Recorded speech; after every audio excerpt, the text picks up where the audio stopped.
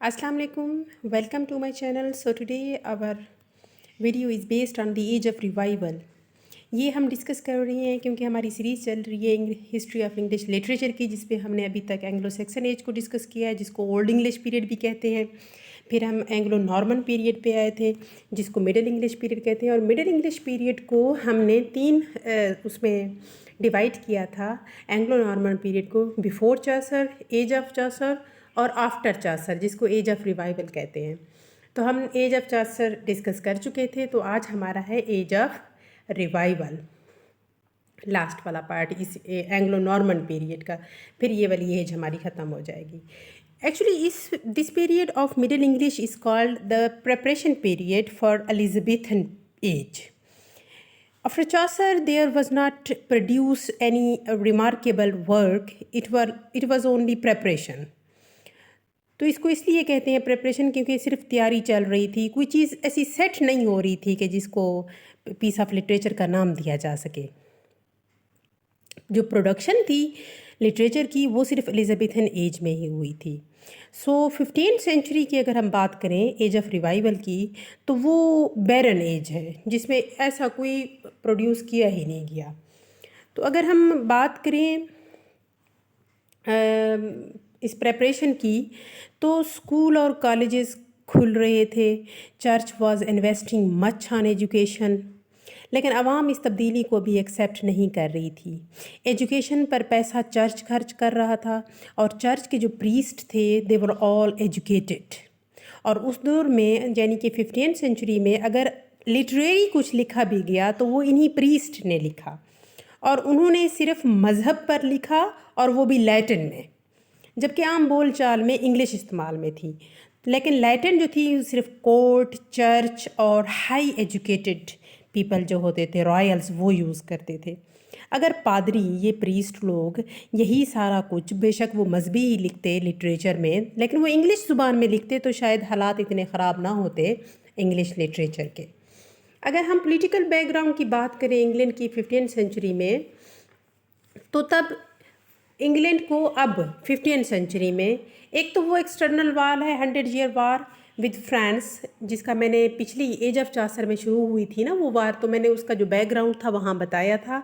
आप काइंडली उस वीडियो में जाके देख लीजिए। वो 1337 से लेकर 1458 तक जारी रही थी। वक्फे वक्फे से दरमियान में झड़पें हो जाना, लेकिन वो 100 साल तक जारी रही थी। अब उसके साथ साथ एक इंटरनल वार है जो कि 1455 से लेकर और 1485 तक 30 ईयर तक ये वार जारी रही। उसको वार ऑफ रोजेस कहते हैं। अब वार ऑफ रोजेस का थोड़ा सा बैकग्राउंड है। ये house of Lancaster and house of York थे दो, वो आपस में लड़ रहे थे कि इंग्लैंड की पावर अब किसके बाद जाएगी। उसका बैकग्राउंड ये देखें। अब किंग एडवर्ड थर्ड है जो एज ऑफ चासर में 15 ईयर का था, तो इज़ाबेला ने उसको स्कॉटलैंड का भी बना दिया था, फ्रांस का भी बल्कि किंग बना दिया था। तो लोगों ने वार शुरू कर दी थी। वही एडवर्ड थर्ड अब 1377 में उसकी डेथ हो रही है, और उसके एडवर्ड एक बेटा था जिसकी पहले ही डेथ हो चुकी, लेकिन उसका पोता है, एक एडवर्ड का बेटा है रिचर्ड सेकंड। एडवर्ड की डेथ हो गई है, उसके बेटे की, एडवर्ड थर्ड के बेटे की, और उसका एडवर्ड थर्ड का बेटा है, पोता है रिचर्ड सेकंड। और 3 बेटे जो है ना वो उसके उस वक्त हयात थे, जॉन ऑफ गॉन्ट, एडमंड और ग्लासेस्टर। अब ये 3 जब ये मरने लगता है तो ये इन तीनों हयात बेटों को छोड़ के जो किंगडम है वो रिचर्ड सेकंड को, अपने पोते को जाके देता है कि मेरे पोते को मिलनी चाहिए। किंग बनाया जाता है, मतलब कोर्ट जो है ना उस पोते को किंग बनाता है। तो तीनों बेटे आग बगोला हो जाते हैं और कॉन्फ्लिक्ट स्टार्ट होता है।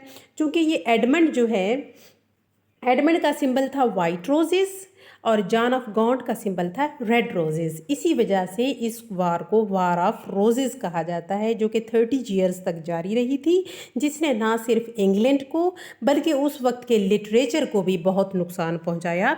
क्योंकि जंग की वजह से खर्च ज़्यादा था, आवाम पर टैक्स डबल थे और बहुत ज़्यादा बोझ और एगोनी थी। तो इसी वजह से ये एज जो है ना बस इन्हीं जंगों में ही सुकून या पीस नाम की कोई चीज़ नहीं थी इस एज में। और चूंकि क्रिटिसिज्म जो है वो एक बहुत अहम रोल अदा करता है डेवलपमेंट ऑफ लिटरेचर में, but we don't find any criticism in 15th century. इसलिए बेकार, फजूल और घटिया लिटरेचर लिखा जा रहा था, जबकि इंग्लैंड के जो करीबी we can say the neighbouring countries, Spain, Scotland, France, Italy, उनमें तो रेनेसांस स्टार्ट हो गया था और वो तो बहुत अच्छा वर्क क्रिएट कर रहे थे। लेकिन इंग्लैंड जो ना, इंग्लैंड है ना, वो नोटोरियसली कंजर्वेटिव हैं, वो किसी नई चीज़ को इतनी जल्दी एक्सेप्ट करते भी नहीं हैं। अच्छा, फिर जो इमिटेशन ऑफ चासर, अब after Chaucer any work of literature that was produce was the copy of Chaucer. उन्होंने इतनी नकल की कि उन्हें क्या कहना जाने लगा, चासेरियन। जो भी लिखता है उसे क्या कहते, चासेरियन, मतलब उनकी इतनी नकल की गई। और अगर हम लिटरेरी वर्क की बात करें इस 15th सेंचुरी की, 1400 से लेकर 1500 तक, तो पोइट्री में सिर्फ विलियम डंबर का नाम मिलता है। ये ग्रेट ब्रिटिश पोइट हैं, बिटवीन चासर एंड स्पेंसर इनको माना जाता है। इसका एक वर्क था द थिसल एंड द रोज़, वो इसने लिखा था। और ये जो थिसल एंड द रोज़ था इसका, विलियम डंबर का, एक्चुअली ये पोइम उसने लिखी थी जेम्स फोर्थ की शादी पे, जिसने हेनरी सेवन्थ की बेटी से शादी की थी। तो जेम्स जो था, जेम्स फोर्थ, वो स्कॉटलैंड का था। तो ये पोइट्री जो उसने लिखी, ये बेसिकली बादशाह के कसीदे हैं ताकि वो बादशाह लोग खुश हो सके। अब आते हैं प्रोज़ की तरफ। प्रोज़ की हालत कुछ बेहतर थी बनिस्बत पोइट्री के। तो यहाँ पे हमें रेगनाल्ड पीकॉक मिलते हैं, ये रिलीजियस राइटर हैं। इन्होंने जो भी लिखा रिलीजियस पे, चर्च डोमिनेट था उस टाइम पे, जैसा चर्च लोग कहते थे, चाहते थे, वैसा ही लिखना पड़ता था। तो this was perhaps the reason behind religious writing ज़्यादा थी, क्योंकि चर्च डोमिनेंट था। फिर है सर जॉन फोर्टेस्क, इसने लिखी the difference between an absolute and limited monarchy. ये इसका बहुत प्यारा वर्क है, ये बहुत इंपॉर्टेंट है, 15th सेंचुरी का मास्टरपीस कहा जाता है। इसको पढ़ के पता चलता है कि अवाम सियासी हालात से खुश नहीं थे, हालात और पाबंदियों को पसंद नहीं करते थे, लोगों को आज़ादी चाहिए थी, क्योंकि हर तरफ बंदिशें थीं, लिखने पर पाबंदी थी, तो इसलिए अवाम, ख़ास तौर पे राइटर्स, आज़ादी चाहते थे। फिर आता है हमारे पास विलियम कैक्सटन, 1476, बहुत बड़ा एक मॉडर्निज़म की तरफ, या फिर हम कहें लिटरेचर की बेहतरी की तरफ एक माइलस्टोन है, क्योंकि उसने इंट्रोड्यूस करवाई थी printing press. Though there were many mistakes which were not corrected, लेकिन फिर भी मैन्यूस्क्रिप्ट से आप प्रिंटिंग की तरफ आ गए थे।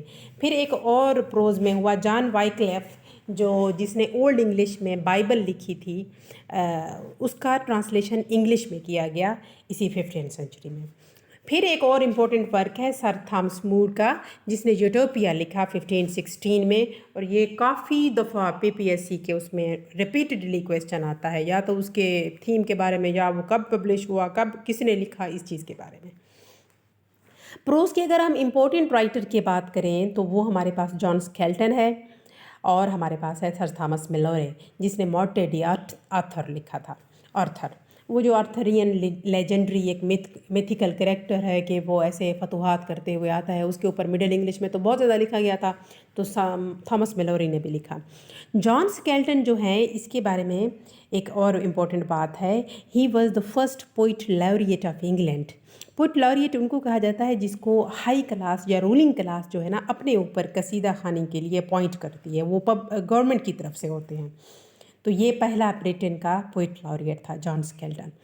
और जॉन स्केल्टन के काम को क्रिटिक्स और हिस्टोरियन ने इग्नोर कर दिया था उस वक्त तो, और लेकिन अब उनके वर्क पे क्रिटिसिज्म स्टार्ट हुई है। और सर थॉमस मिलोरी का वर्क जो मॉर्टे दी आर्थर है, जिसमें उन्होंने एक सीरीज़ बनाई है किंग आर्थर और उनके जांबाजों पर, इसकी जो किताब है, इसने मॉर्टे दी आर्थर, इसने काफ़ी रीडरशिप हासिल की। As history of old English period was told, so grammatically तो इसमें काफ़ी मिस्टेक्स थी, लेकिन फिर भी रीडरशिप में ये बुक काफ़ी आगे रही थी। फीमेल राइटर्स की बात करें तो फीमेल राइटर्स भी थीं, लेकिन उनको इग्नोर कर दिया जाता था। हिस्टोरियन या बाद में जो लिटरेरी वर्क को एनालाइज करते थे, वो फीमेल राइटर्स को इग्नोर कर देते थे। लेकिन ये एक अहम राइटर हैं पहली, जो मैरी डिफेंसी। मैरी डिफेंसी ने लायस वर्क के नाम से लिखा, इसकी बुक ने काफ़ी रीडरशिप हासिल की। Mary gave direction to women how you can make good of your life. Religious instruction भी हैं इसकी बुक में। फिर आती है हमारे पास हॉरार्ड्सविथ है, उसने भी लिखा। ये फर्स्ट यूरोपियन फीमेल राइटर मानी जाती हैं। फिर आती है क्रिस्टाइन जिपिन्से, ये फ्रेंच फीमेल राइटर हैं। The book of city of ladies इसने लिखा था। फिर आता है हमारे पास मार्जरी कैंप। अच्छा, मार्जरी कैंप जो है ना, ये काफ़ी मशहूर है क्योंकि ये पढ़ना लिखना जानती ही नहीं थी, ये अनपढ़ थी, लेकिन शी फॉलोड हर पैशन। ये दूसरों को कहानी सुनाती थी और लोग उसको लिख के देते थे। तो हर वर्क नेम भी उसका the book of Marjorie camp जो उसने लिखी। और उसने हर चीज़ पे लिखा जो कि उस दौर में लिखने की इजाज़त इवन नहीं थी। अपनी नीड्स, इवन सेक्स के बारे में भी उसने लिखा। अगर हम यूरोप की बात करें कि 15वीं सेंचुरी में यूरोप कैसा था, तो 1485 में हेनरी सेवन्थ बादशाह बनते हैं। कुछ सुकून होता है, अंदरूनी बैरूनी इंग्लैंड में जो जंगें थी वो सारी ख़त्म हो गई हैं। 30 ईयर वार जो वार ऑफ रोजेस थी वो भी ख़त्म हुई, 100 ईयर वार भी ख़त्म हो गई।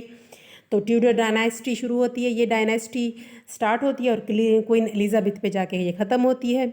और जो सबसे अहम है, तो अब यूरोप में जो है ना रेनेसां फैल रहा है, तो इंग्लैंड में वो अब फैल रहा था।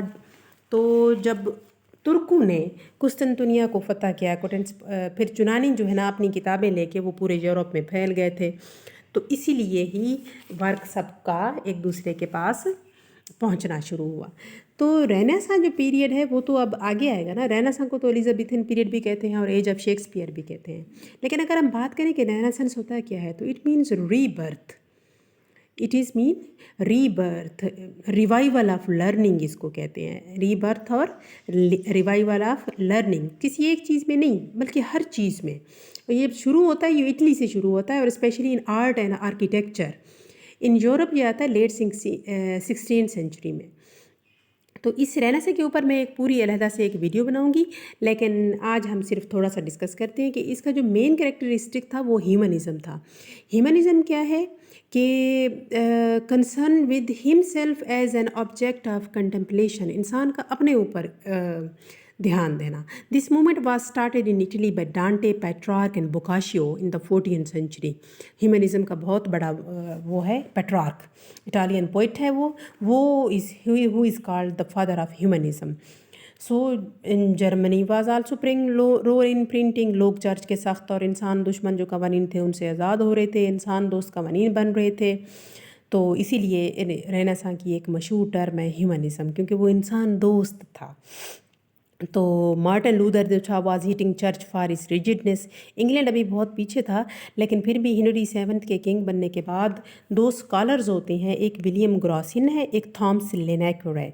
ये इटली गए हैं, यूनान से इल्म पढ़ के ये वापस आते हैं। ये ऑक्सफोर्ड यूनिवर्सिटी को ग्रीक स्कूल बना देते हैं। तब ऑक्सफोर्ड को इंटरनेशनल तवज्जो मिलती है, जो कि बिफोर चासर वाले दौर में ऑक्सफोर्ड बनी थी यूनिवर्सिटी, उसको अब आके इंटरनेशनल तवज्जो मिल रही है।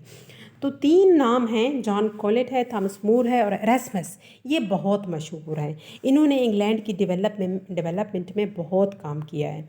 जॉन कॉलेट ने क्या किया था, उन्होंने पब्लिक स्कूल सिस्टम ऑर्गेनाइज़ किया। पब्लिक स्कूल सिस्टम पहली दफ़ा बनाया गया। थॉमस मूर ने यूटोपिया लिख के बताया कि एक स्टेट को कैसा होना चाहिए, कैसी होनी चाहिए। एरास्मस ने इंस्टीट्यूट ऑफ क्रिश्चियन प्रिंस लिख के बताया कि रूलर को कैसा होना चाहिए, और चर्च में काफ़ी सारे रिफॉर्म्स किए। So this was all about the age of revival. Thank you. Please like, subscribe and share. Allah Hafiz.